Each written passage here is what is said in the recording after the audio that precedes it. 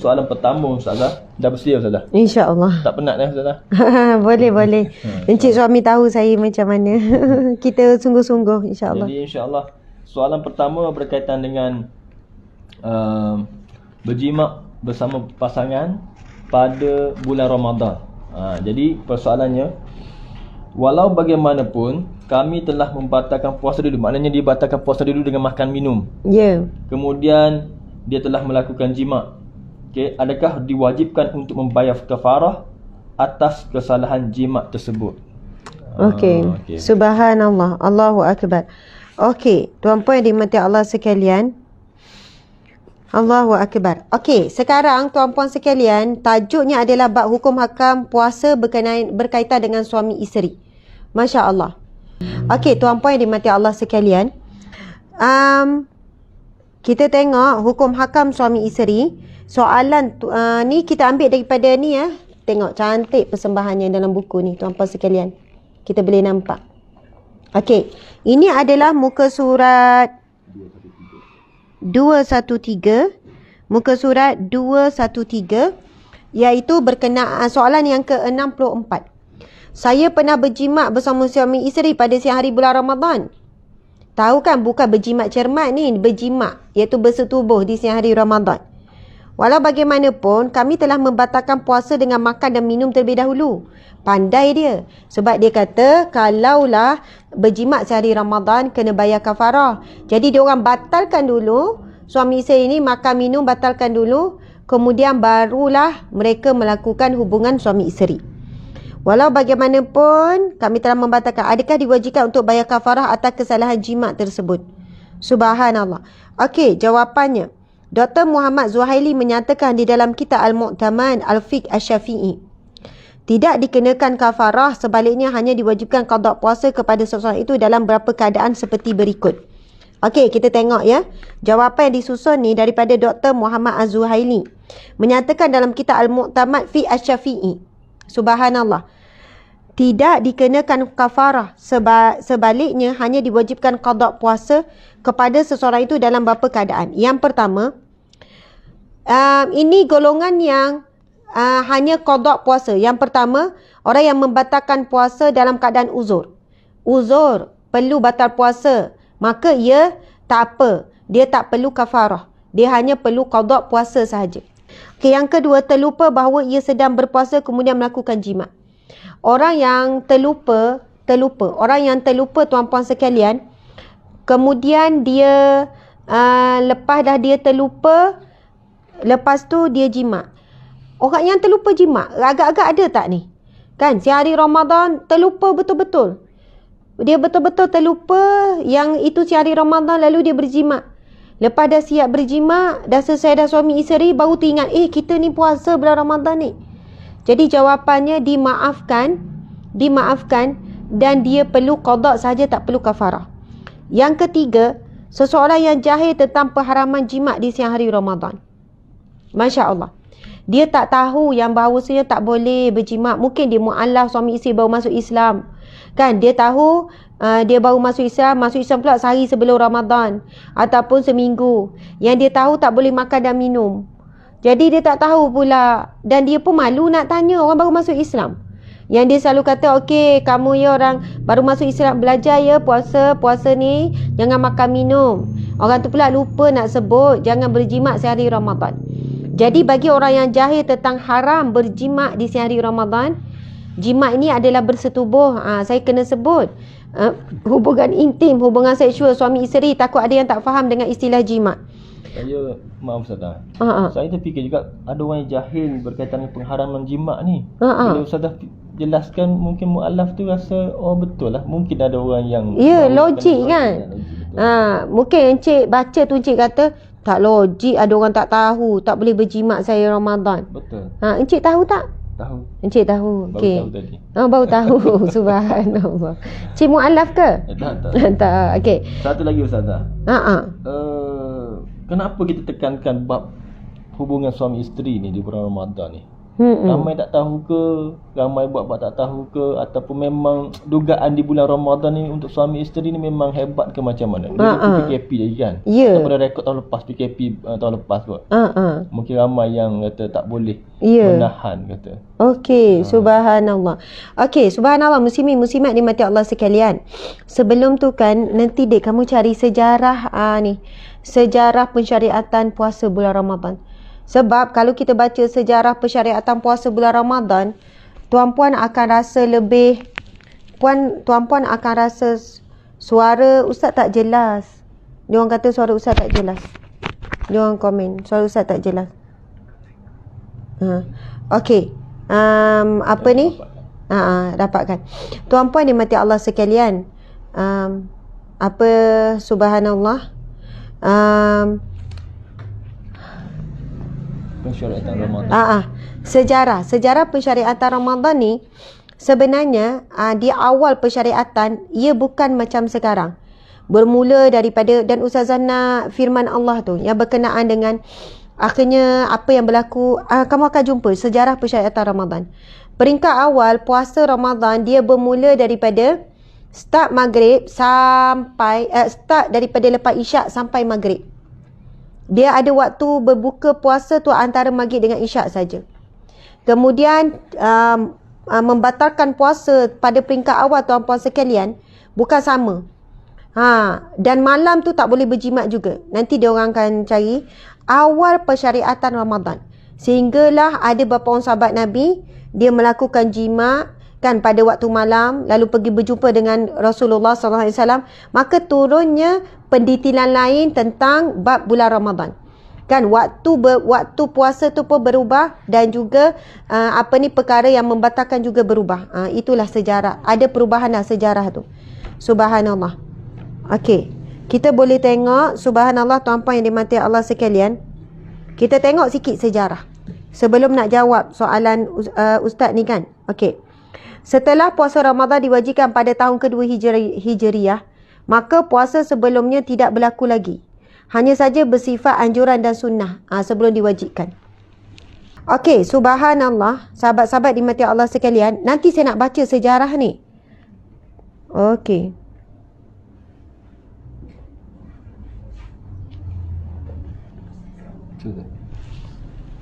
Okey, sejarah pensyariatan puasa Ramadan. Okey, lepas ni kita akan baca. Cuma saya nak jawab soalan encik suami tadi tu. Bila ditanyakan berkenaan dengan adakah dugaan bulan Ramadan, dia macam ni. Biasanya perkara yang haram ni memang lagi mencabar daripada perkara yang halal. Ramai juga yang mengaku kepada saya, dia kata Ustazah tak tahulah, pada malam bulan Ramadan waktu boleh tu tak adalah terangsang keinginan sangat pada pasangan. Tapi tak pasal-pasal sehari Ramadan tu lah mula datang rangsangan, terangsang keinginan tu berlebih-lebihan. Masya Allah. Kemudian ada juga yang buat pengakuan lelaki, isteri ni kata, Ustazah saya tak tahu apa masalah suami saya. Bila saya tak haid, dia tak adalah keinginan sangat. Dia biasa je. Tapi time saya haid tu lah dia punya nafsu tu bergelora. Dia punya keinginan, kecenderungan tu kan, dia punya nak tu berbeza berbanding waktu tak haid. Jawapannya jelas tuan-puan sekalian. Syaitan memang sangat menginginkan, syaitan memang sangat suka apabila kita ni tuan-puan sekalian melanggar perintah Allah, membuat sesuatu yang haram. Walaupun kita kata bulan Ramadan ni adalah bulan yang syaitan tu diikat, wasusilati syayatin, dan diikat, dibelenggu syaitan. Tapi kita kena ingat, selama 11 bulan syaitan bersama dengan kita. Syaitan bersama dengan kita, dan bukan mudah tuan-puan sekalian kita nak berlepas daripada kesan-kesan bisikan syaitan. Kedua, hawa nafsu masih lagi bersama dengan kita. Hawa nafsu. Maka sebab itu ramai orang yang selama ni mungkin menyalahkan syaitan, bulan Ramadan baru tahu. Sebenarnya bukan syaitan dah salah. Yang salah adalah diri sendiri, iaitu hawa nafsu. Dan memang berlaku tuan-puan sekalian, lagi-lagi bila pasangan baru kahwin. Kita perasan tak ramai yang baru kahwin ni? Kahwin bulan Syawal, bukan bulan Syawal, kahwin bulan Rejab, bulan Syakban. Lagilah pengantin baru sangat mencabar untuk mengawal hawa nafsu. Subhanallah. Sebab itu tak pelik berlaku ramainya umat Islam pada hari ini semakin meningkat bayar kafarah, semakin meningkat. Itu yang saya pada minggu lepas tu kan kita cakap pasal siang hari Ramadan ni. Ada orang kata, Ustazah nak macam mana ya? Saya dah cuba dah Ustazah kan, tak tahulah kenapa siang hari Ramadan, bila malam Ramadan biasa je pula. Kan? Saya kata pakai kain telekong lah sepanjang hari. Jangan buka. Ustazah pakai telekong pun tak jadi. Suami saya, dia tetap tak tahulah nak macam mana. Takkan nak duduk bilik asing pula siang hari kan. Kalau macam tu pakailah kain kapan. Macam tu kan. Tutup semua pakai kain kapan. Kotlah suami tu ingat mati. Sebab dosanya sangat besar. Sangat berat tuan-puan yang dimati Allah sekalian. Okey, cuba kita lihat. Masya Allah. Jawapan tadi nak kena sambung tu. Sebab soalannya adalah bagaimana dah berjimat siang hari Ramadan tapi dia orang ni pandai sebab dia kata kalau batal puasa kerana jimat maka kena bayar kafarah. Jadi mereka ni suami isteri batalkan puasa dulu. Batalkan puasa dengan apa? Batalkan puasa dengan makan. Dan kita tahu besarnya dosa membatalkan puasa tu. Dosa bagi dia beratnya dosa dan membatalkan puasa tu ada hadis Nabi yang sahih berkenaan dengan beratnya batal puasa. Kemudian saya nak jawab juga soalan, dia orang bukan batalkan puasa dengan ni, dengan makan. Ustazah pun minta lagi tu masukkan soalan ni. Tak tahulah masukkan tak. Okey, berkenaan dengan dia orang pergi musafir cukup tu sebab tujuan nak berjimat. Dia orang nak berjimat, lepas tu dia orang suami isteri pergilah musafir. Masya Allah. Kan dia kata sebab orang musafir boleh tak puasa. Jadi dia pergilah saja-saja, pergi tempat hotel jauh sikit lebih daripada 90 km. Lepas tu dia pun pergilah kan. Pergi tempuh perjalanan jauh. Sebab apa? Tujuan nak melakukan hubungan suami isteri. Jadi dia sengaja, dia kata kita musafir boleh batalkan puasa. Jadi dia pun, tujuan sebenar musafir tu bukan kerana ada keperluan. Bukan kerana ada tujuan apa. Memang Allah mengetahui niatnya adalah untuk mengharuskan. Ataupun dia sebenarnya kita tengok hukumnya jatuh harus, boleh tak dia melakukan jimat sehari Ramadan. Dibenarkan ke tidak? Ni soalan-soalan yang menarik ni tuan-puan sekalian. Okey, kita pergi kepada jawapan tadi. Okey, kan yang dibenarkan batal yang tak kena kafarah ni orang yang jahil pengharaman tentang jimat sehari Ramadan. Okey, orang yang membatalkan puasa dengan makan dan minum kemudian melakukan jimat. Orang yang bermusafir kemudian melakukan jimat. Yang membatalkan puasa bukan di bulan Ramadan. Okey, kita tengok lagi penjelasan. Menurut kitab Fiqh Manhaj, antara syarat yang diwajibkan membayar kafarah ialah ia sedang berpuasa. Yang kedua, mengetahui hukum membatalkan puasa adalah haram. Yang ketiga, bukan dalam keadaan rusah, keringanan ketika musafir ataupun sakit. Berdasarkan permasalahan di atas, para fuqaha mazhab berbeza pendapat berkenaan dengan hal ini. Yang pertama, menurut Syekh Wahbah Zuhaili di dalam kitab Fiqh al-Islami wa Adilatuhu li Zuhaili menyatakan, mengikut pandangan Syafi'iyah, sekiranya membatalkan puasa dengan makan kemudian melakukan jimat, maka tidak ada kafarah baginya, tak kena kafarah. Iman Al-Bairuji di dalam kitab Hasyiah juga menyatakan, dikecualikan kafarah dengan melakukan jimat apabila membatalkan puasanya dengan makan dan minum. Helah ini hanya menghilangkan kafarahnya sahaja, bukan menghilangkan dosanya. Makan dan minum termasuk dalam kategori perbuatan yang membatalkan puasa. Begitu banyak nas dan riwayat yang menjelaskan hal ini, antaranya seperti yang diriwayatkan oleh Abu Hurairah radhiyallahu anhu bahawa beliau berkata bahawa Nabi SAW bersabda, firman-Nya, hadis tersebut menunjukkan Allah berfirman, ya turuku ta'amahu wa syarabahu wa syahwatahu min ajli. Subhanallah. Yang mana Allah berfirman, ini hadis kudusi, orang yang berpuasa itu meninggalkan makan dan minumnya dan syahwatnya semata-mata kerana-Ku. Okey, namun subhanallah, ini pendapat yang pertama menyatakan tak perlu kafarah. Suami isteri, dia makan minum, dia batalkan puasa, dan dosa, beratnya dosa orang yang berbuka puasa dengan sengaja ni membatalkan puasa. Ada tak? Maksudnya dosa yang membatalkan puasa ni. Tuan-puan yang dimati Allah sekalian, kita nak pergi ni.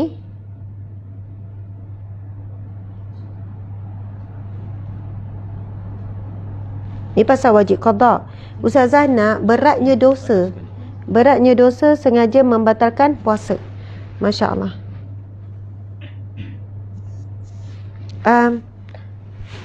Tak ada beratnya azab. Cuba cari azab, ancaman Allah terhadap orang yang meninggalkan, membatalkan puasa sehari Ramadan. Ia sangat berat. Masya Allah. Sebab itu wajib qada, usaha qada tuan-puan sekalian. Okey, kita tengok pendapat yang pertama bagi suami isteri, tuan-puan sekalian, bagi perhatian, pendapat pertama bagi suami isteri yang sengaja membatalkan puasa sehari Ramadan dengan makan dan minum untuk elak daripada kafarah. Pendapat yang pertama mengatakan bahawasanya ia tidak perlu bayar kafarah, tetapi itu adalah helah untuk tak kena kafarah, tetapi ia tidak boleh berhelah daripada melakukan dosa yang besar. Dan dosa meninggalkan puasa ni adalah dosa yang sangat besar, ancamannya sangat berat. Masya Allah. Okey, kalau kita tengok sahabat-sahabat di mata Allah sekalian, ada pendapat yang kedua. Pendapat kedua wajib juga dikenakan kafarah. Tetap wajib dikenakan kafarah. Ini adalah mazhab Imam Abu Hanifah, Imam Malik dan Imam Ahmad menyatakan wajib dikenakan kafarah sekiranya membatalkan puasa dengan makan kemudian melakukan jima'. Hal ini kerana kewajipan berpuasa tidak gugur ke atas dirinya.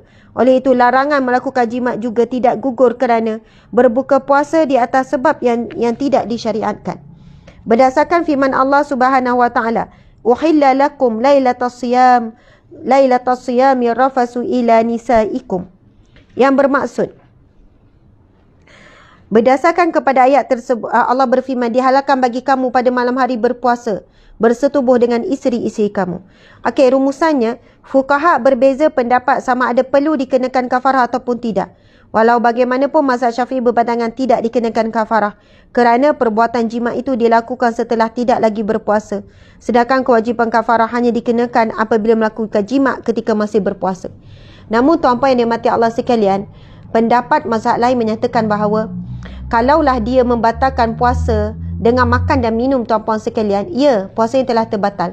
Tetapi pengharaman jima' pada siang hari Ramadan masih tetap berlaku. Sebab itu, bagi yang berpegang kepada dia batalkan puasa dah berdosa, maka dia tidak dibenarkan pada siang hari Ramadan berjima' daripada waktu subuh sampai waktu petang. Kalaupun dah batal puasa sebab dia sengaja makan minum tu, dia tetap kena diharamkan untuk berjima', malam baru boleh berjima' suami isteri. Jadi dua pendapat tuan-puan sekalian. Siapa yang pegang pendapat pertama pun dibenarkan, itu mazhab Syafi'i kita. Siapa nak berpegang pada pendapat yang kedua pun dibenarkan. Masya Allah, Allahu Akbar.